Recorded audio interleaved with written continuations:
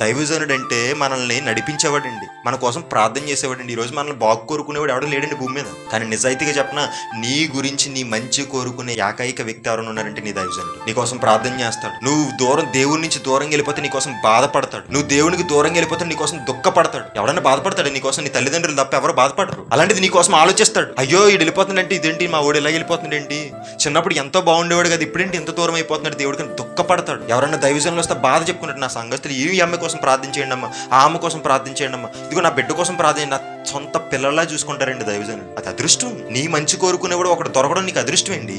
నిన్ను దేవుళ్ళు నడిపించేవాడు నీకు దొరకడం అదృష్టం అండి. నీ కోసం ప్రయాసపడ్డవాడు దొరకడం నీకు అదృష్టం.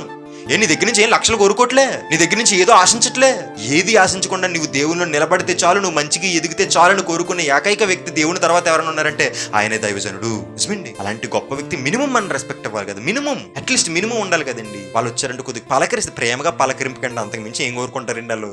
కనిపించిన ప్రేమగా వందనాలండి, చాలా మాట సంతోషపడిపోతారు, సంబరపడిపోతారు.